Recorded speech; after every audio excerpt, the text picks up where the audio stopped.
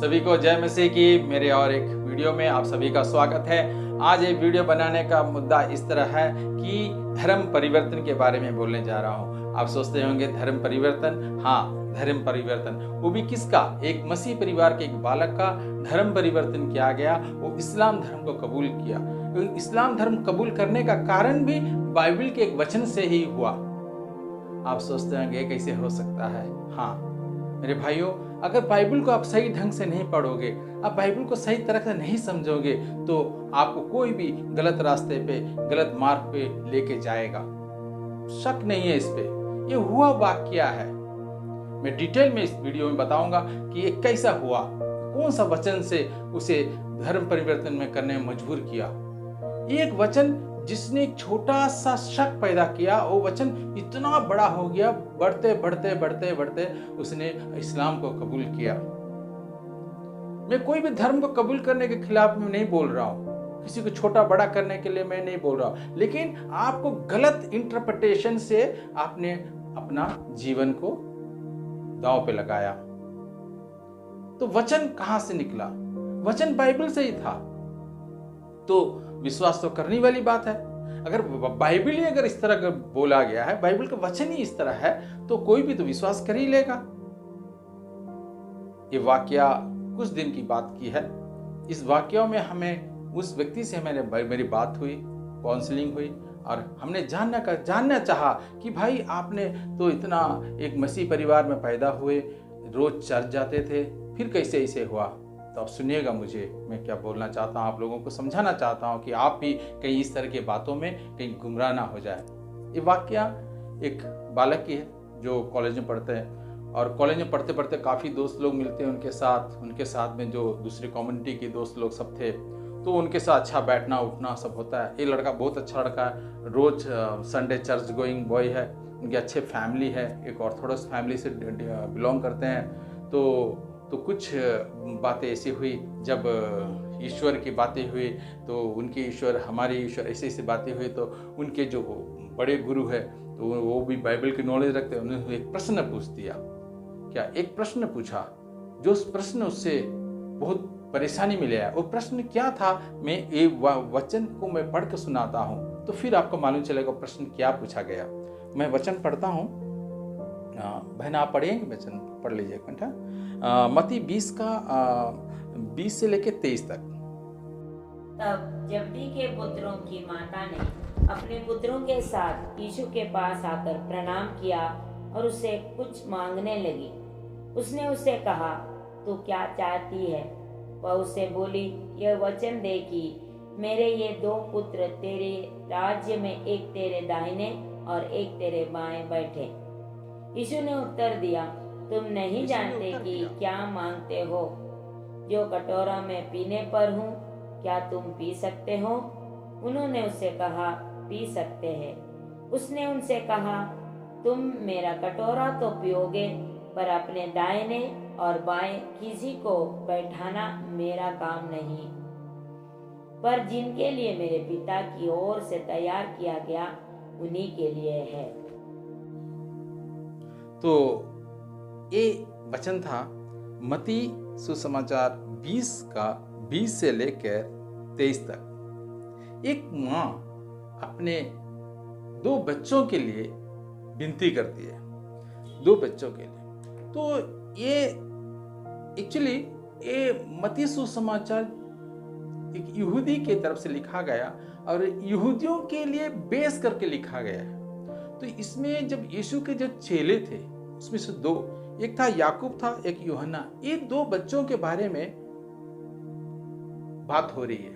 तो इसकी माँ आके यीशु से रिक्वेस्ट कर, यीशु ने अपना जो फंडामेंटल आइडियाज था, जो फंडामेंटल जो बताया कि मैं किस लिए आया हूं, अब मेरा आगे का प्लान क्या है, तो ये जब बोले तब एक माँ, नॉर्मल एक माँ का इच्छा जागता है कि आप तो 12 शिष्य है, तो मेरे 2 बेटे मैंने आपको दिया है, जब भी आप स्वर्ग लोग जाए तो इसे आप अपने दाएं या बाएं बैठाए। एक नॉर्मल सा एक रिक्वेस्ट एक माँ ने किया।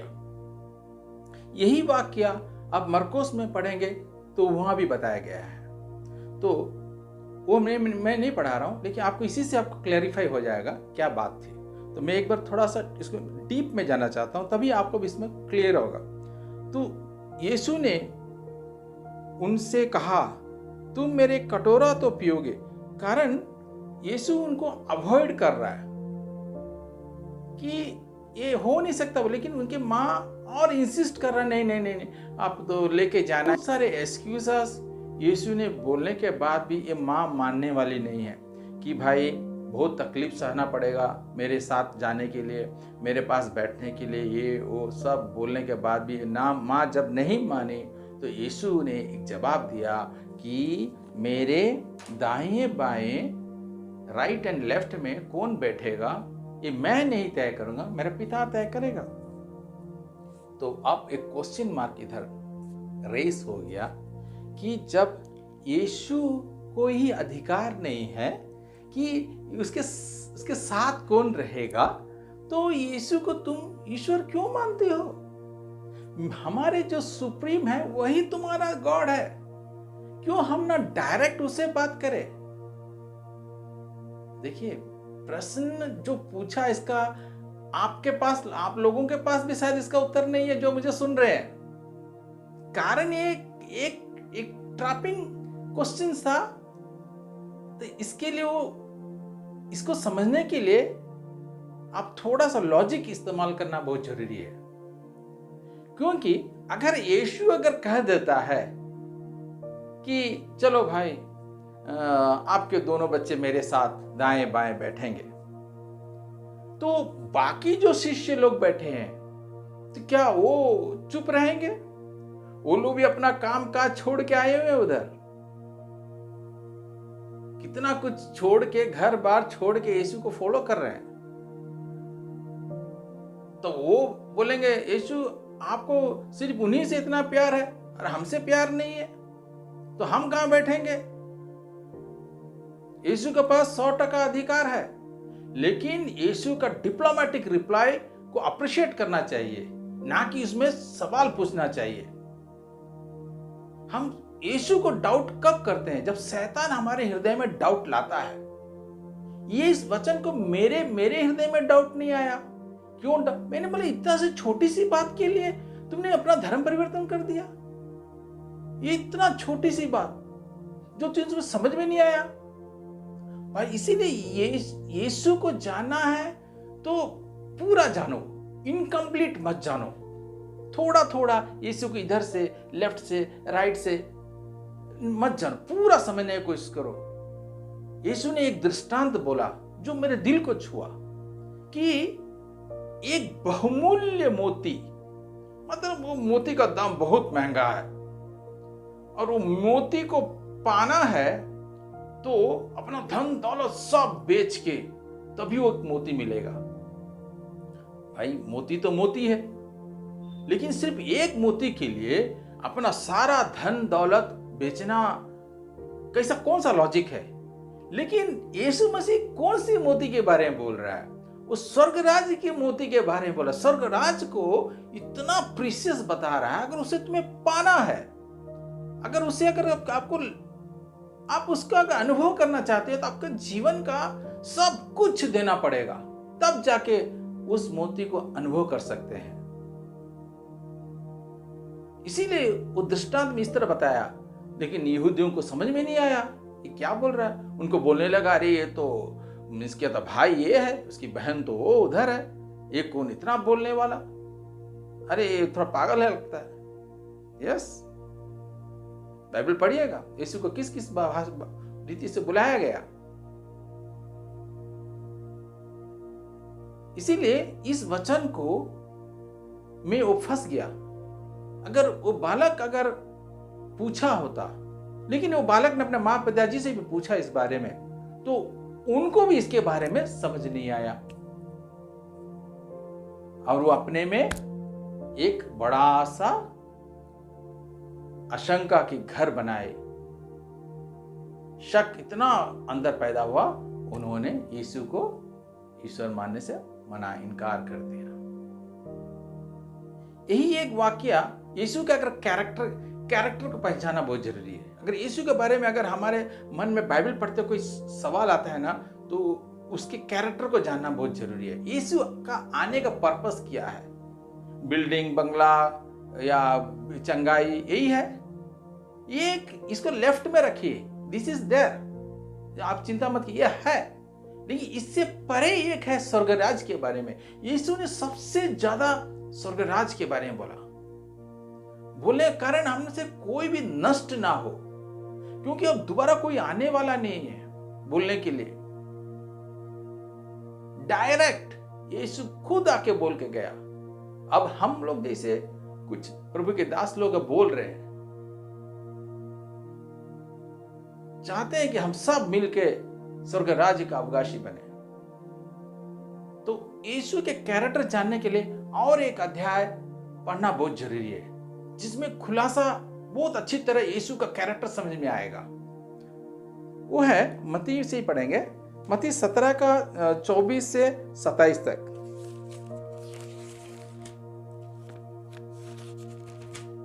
17 का 24 से लेकर 27 तक। जब वे कफरनहूम पहुंचे तो मंदिर का कर लेने वालों ने पतरस के पास आकर पूछा, क्या तुम्हारा गुरु मंदिर का कर नहीं देता? उसने कहा, हाँ देता है।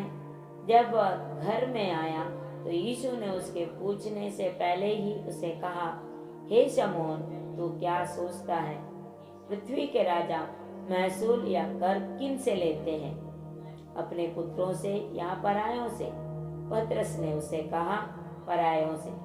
यीशु ने उसे कहा, तो पुत्र बच गए। तो भी इसलिए कि हम उन्हें ठोकर ना खिलाएं, तू झील के किनारे जाकर बंसी डाल और जो मछली पहले निकले उसे ले, उसका मुंह खोलने पर तुझे एक सिक्का मिलेगा, उसी को लेकर मेरे और अपने बदले उन्हें दे देना। देखिए, इस वचन में मैं थोड़ा सिंप्लीफाई कर देता हूँ। एक एक लाइन लाइन पढ़ा के इसको एक्सप्लेन नहीं कर रहा हूँ। वो एक पैराग्राफ को एक सिंपल लैंग्वेज में बोल दे रहा हूँ, तो आप सबको समझ में आ जाएगा कि यीशु के साथ बहुत सारे लोग थे।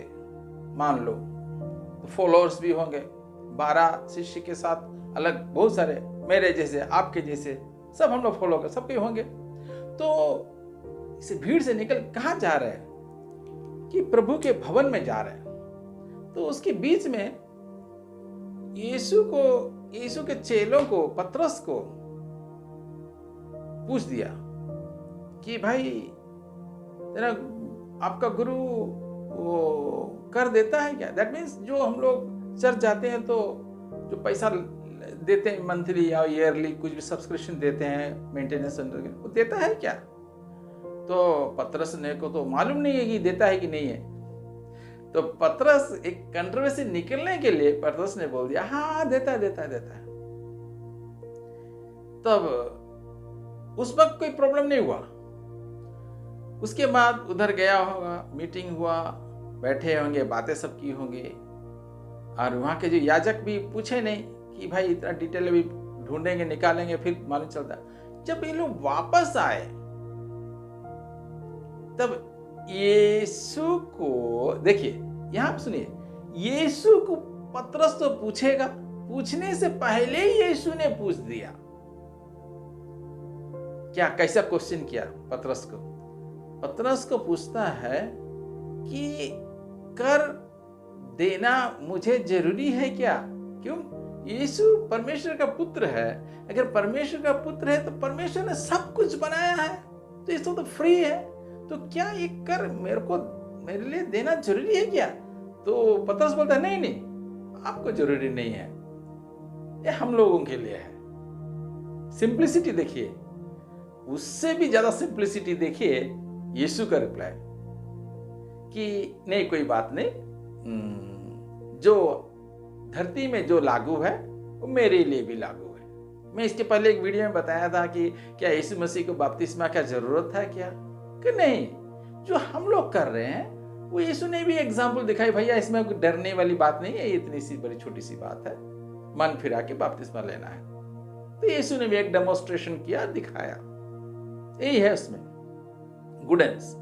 अब पतरस को यीशु ने बोला ऐसा कर कि जा अपने जाल लेके जाके जाल बिछाओ, मछली पकड़ो और जाके कर दे दो। जब ये बोला तो अब मैं इस सिचुएशन को सोच सोच के परेशान हो जाता हूं। जब पतरस ने मछली का जाल लेके गया होगा तो कितने पब्लिक देखे होंगे उधर। अरे सोचते होंगे देखो वो अपना पुराना धंधा बिजनेस में आ गया, पुराना बिजनेस में आ गया है, अभी यीशु के साथ अलग हो गया है, ऐसा हो गया है, कितना गॉसिप हुआ रहेगा। और वहां से सिक्का मिला। अब आगे पढ़ लीजिएगा कि सिक्का मिला, वो उससे अपना कर चुकाया। तो मेरे भाइयों, मेरे बहनों, मेरे कहने का मतलब यही है कि अल्पबुद्धि विनाशकारी बोलता है कि बाइबल को कुछ लोग बाइबल लेते हैं ऐसे निकालते, जो चैप्टर मिला पढ़ लिया फिर रख दिए, फिर जो चैप्टर मिला पढ़ लिया रख लिए। ऐसा नहीं, आपके एक स्टैंडर्ड बनाइए, क्योंकि एक बाइबल बोले तो एक लाइब्रेरी ऑफ बुक्स है, ये पूरा एक भंडार है। ये वे ऑफ लिविंग, इस तरह किस तरह हमें जीना है इसके बारे में बताएंगे। इसको पढ़ने का तरीका से पढ़ेंगे तो हमें समझ में आएगा कि क्या है, और पवित्र आत्मा हमें लीड करेगा। हम थोड़ा सा मेहनत करेंगे, पवित्र आत्मा हमें हेल्प करेगा 100%। इसीलिए उस भाई को हम तो वापस ला नहीं सके, लेकिन एक छोटी सी बात के लिए उसने अपना जीवन दूसरों में दिया, अज्ञानता के कारण। एक मसीह परिवार में होने के बावजूद भी, तो आप सोचिए जो मसीह परिवार में नहीं है तो उनको कितना कुछ होता होगा। जो बाइबल नहीं पढ़ते हैं, जो सिर्फ चर्च जाके घर चले जाते हैं, वो सही नहीं है। आपको अगर पढ़ना नहीं आता है तो सुनिए, सुनने से भी बहुत कुछ ज्ञान मिलता है।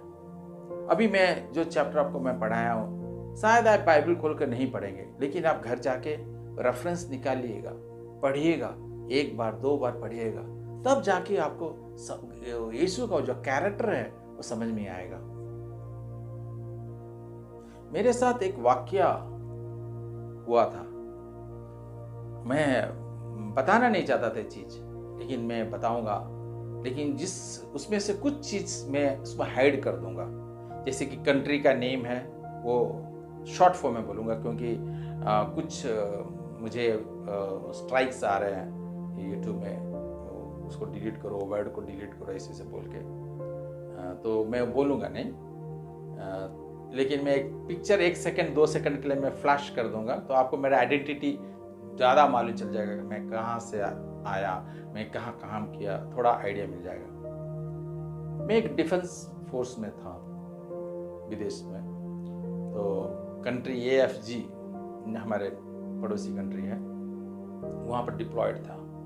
तो उसमें एक 2 विंग था, AFG फोर्स था और अब जो हमारे देश के सबसे बड़े देश का फोर्स भी था। तो मैं सबसे बड़े देश के फोर्स में था, एयरफोर्स। तो हम जो काम कर रहे थे, तो उधर हमसे एक लड़का परिचित हुआ। तो परिचित हुआ, वो लोग अपना नाम बदल के काम करते हैं, हमें अपना नाम बदलने का जरूरत नहीं है, वो अपना नाम बदल के बात काम करते हैं, क्योंकि आइडेंटिटी उनका छिपा के करते हैं। तो उनसे हमारी दोस्ती हुई, बातें हुई, सब कुछ ठीक है। मैं ये वाक्य बोलने का कारण इसीलिए है कि ये सिचुएशन मेरे साथ गुजर चुका है, तो मैंने इसको किस तरह डील किया आप देखिएगा। तो मुझे एक दिन उसने अपने रूम में बुलाया, लेकिन हमें स्ट्रिक्ट वार्निंग है कि किसी भी कारणवश उनके कैंप में नहीं जाने का, ये हमारे वार्निंग है, जाना नहीं है। जाने का अगर गया, जान मालूम हो गया तो फिर वो टर्मिनेशन ऊपर हायर अथॉरिटी जाएगा, फिर बहुत कुछ हो जाएगा। तो लेकिन हम लोग इतना अच्छा दोस्त बन गए, कैंटीन में मिलते थे कभी कभी, ऐसे से दोस्ती हो गई। तो हमने हमारे एक बगल पड़ोसी कंट्री के भाई के साथ हमने दोनों मिलके, मुझे एक थोड़ा हिम्मत चाहिए तो उसके साथ मैं गया। जब उनके उधर गया तो 20-25 उनके कैंप में सब बैठे हुए हैं। तब मुझे देखा, अरे बहुत मालूम है ना, अरे तुम मेरा दोस्त, बहुत बोले अमिताभ बच्चन, शाहरुख खान, सब बोले उन लोग बहुत पसंद करते हैं हम लोग को, इंडियंस को बहुत लाइक करते हैं। तो ठीक है, तो बातें हुई, ऐसे बैठे। उसमें से एक बंदे ने वहाँ पर टीवी में कुछ कर रहा था, टीवी में सीडी डाल के कुछ कर रहा। मुझे पूछा, भाईजान आपका नाम क्या है? तो मैं बोला मेरा नाम विनोद है। तो मैं घर से जब निकला, मैं प्रेयर किया कि प्रभु जी मुझे ऐसा कोई भी वाक्य ना हो कि मैं प्रचार में उतर जाऊं। सच बोल रहा हूं, मैं कभी झूठ नहीं बोलता, इसे सच बात है। मैंने प्रेयर किया कि मैं कभी भी ऐसा कोई प्रचार ना कर दूं उधर, क्योंकि प्रचार करना बहुत सख्त मना है, क्योंकि सबका एक रेस्पेक्ट होता है, हम रेस्पेक्ट करते हैं। तो प्रेयर करके गया था। तो मुझे पूछा नाम क्या? मैंने विनोद। तो बोला भाई आगे क्या है? तो मुझे थोड़ा सा तो अलग फीलिंग किया है, क्यों इतना डिटेल क्यों जानना चाहता है? तो मैं बोला आप हमारा जो इसका बड़ा आदमी है ना, उसी का नाम से है। तो बोलता है अच्छा तो तुम काफिर है, that means you are non Muslims. तो मैं इसको जो वर्ड यूज किया उसको मैं डीप साउंड दूंगा। तो मैं पूछा, मैं हंस दिया, कुछ बोला नहीं। तो मेरे बगल में जो भाई था, वो लोग ना आपस में उनके भाषा में बात किए, उनके भाषा, जो कि मेरे पड़ोसी राज्य वाला को वो भाषा मालूम है। तो वो क्या किया, वो समझ गया इसमें कुछ गड़बड़ बातें हो रही है, लेकिन मुझे समझ में नहीं आ रहा उनकी भाषा से। तो ये बंदा क्या कर रहा है, बोल रहा है भाई मैं जा रहा हूँ, मेरे काम है, लेकिन ये कैसे भी करके निकल गया। अब मैं रह गया अकेले। तो ये जो बंदा मुझसे मेरा नाम पूछ रहा था, वो मेरे बहुत करीब आ गया और मुझे पूछा, अरे तुम हिंदुस्तान इंडिया के हो, तो तुम्हारा देश में एक स्कॉलर है? उसका शॉर्ट फॉर्म है इज्जत एन, जो कि बैन है उसको इंडिया में नहीं है वो भी। उसको तो तुम्हारा इंडिया का है, बहुत बड़ा स्कॉलर है, और तुम उसको फॉलो क्यों नहीं करते? मैं बोला नहीं भाई, मैं क्यों उसको फॉलो करूं? वो कौन है? बताओ, बहुत बड़ा आदमी है, वो तुमको अच्छा सिखाएगा, अच्छा बोलेगा, अच्छा बोलता है, उसको सुनो, मैं तुमको एक सीडी देगा, उसका सीडी सुनो, ऐसे से बोला मुझे। तो मैं बोला, तब मुझे अंदर से, नहीं इसको तो जवाब देना पड़ेगा, ये तो हद से ज्यादा बोल रहा है। लेकिन मैं ना सिर्फ उसको देख रहा हूं, बाकी किसी को नहीं देख रहा हूं, मुझे वही व्यक्ति दिख रहा है। मुझे बोला, मैं उससे पूछा कि भाई तुम्हारा जो ईश्वर तुम बोलते हैं ना ऊपर बैठा, उसको मैं जानता हूं, लेकिन तुम जो इज्जत एन जो बोल रहे हो ना, उस व्यक्ति को मैं नहीं जानता हूं, उस व्यक्ति को मैं नहीं जानता हूं। मैं तुम्हारा बॉस को मैं जानता हूं, और मेरे बॉस के साथ मेरा डायरेक्ट कनेक्शन है। बोला कोई भी हो, मैं डायरेक्ट मिलता हूं, बात करता हूं। तो उसने मेरे मुंह पे देखने लगा, तो मेरा उससे तसल्ली नहीं भरा, क्योंकि वो मुझे गलत रास्ते में लेके जा रहा था, मेरा तसल्ली नहीं हुआ। मैंने उसको फिर पूछा, अच्छा तुम ये बताओ, तुम अभी मरोगे तो तुम कहाँ जाओगे? तो बोलता मुझे जन्नत जाऊंगा। मैं बोला जन्नत कैसे जाओगे?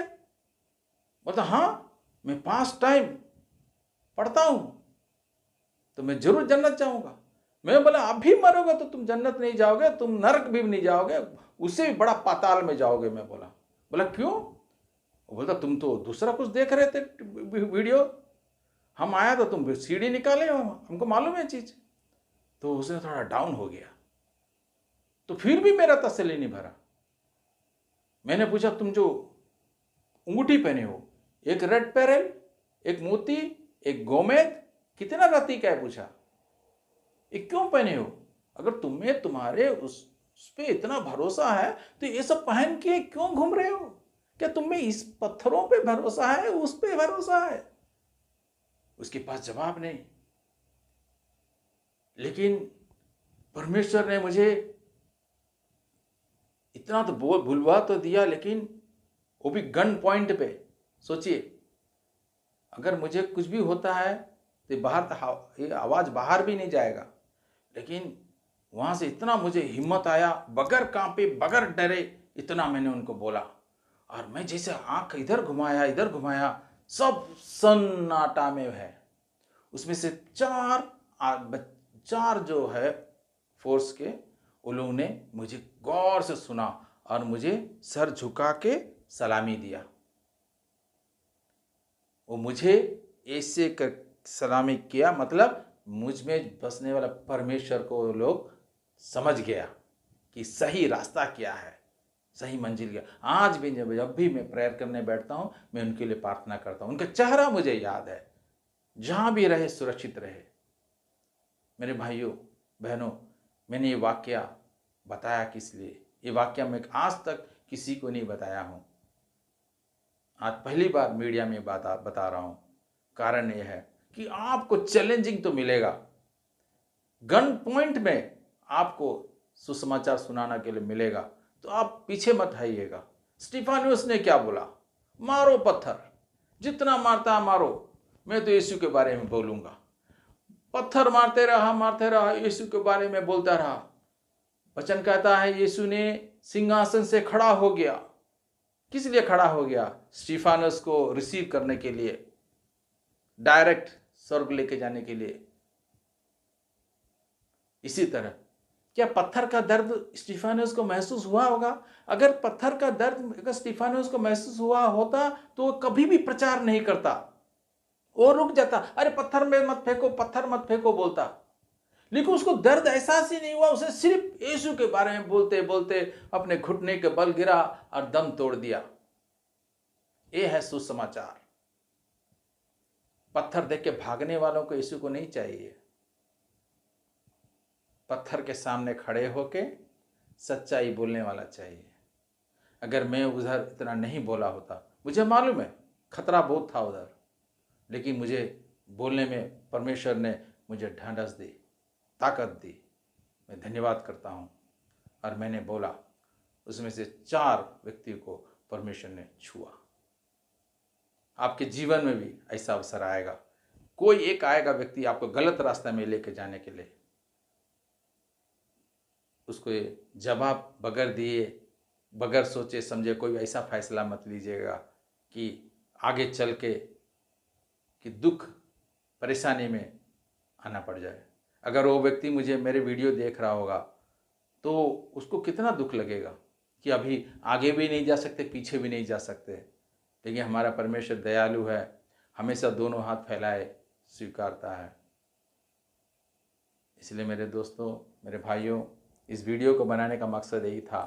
आपको बताना मैं चाहता था कि अधूरा ज्ञान में मत रहिएगा, पूरा बाइबल पढ़िएगा और अच्छे पास्टरों के साथ संबंध बनाते हुए उनके साथ बैठिएगा, वचनों का डिटेल्स डिस्कस कीजिएगा। अगर आपको डाउट पड़ता है तो मेरे चैनल में आप कमेंट करके पूछ सकते हैं कि भाई मुझे इस पैराग्राफ से इस पैराग्राफ में मेरी डिटेल चाहिए, तो उस हिसाब से वीडियो बनाऊंगा। बहुत सारे लोगों का रिक्वेस्ट आता है कि इस टॉपिक में हमें बताना चाहिए, ऐसा होना चाहिए। तो आज ही सवेरे एक भाई से मेरी बात हो रही थी, तो मैंने उनसे सीधा एक प्रश्न पूछा। वो भी अन्य भाषा के बारे में उनको कन्फ्यूजन है। तो मैं बोला, भाई अन्य भाषा मैं फ़ोन में नहीं बता सकता क्या है क्या नहीं है। तो मैं अगर बोलूँगा मैं ऑरेंज खा रहा हूँ, आपको टेस्ट बताने के बराबर हो गया। उसे मैं सिर्फ एक सवाल में पूछा, बाकी सब सॉल्व हो गया, खाली अन्य भाषा में तुम्हें टुके हो क्या? बाकी सब कुछ मालूम है? बोलता हाँ बाकी सब तो सब कुछ मालूम है। तब बोला यीशु कौन है?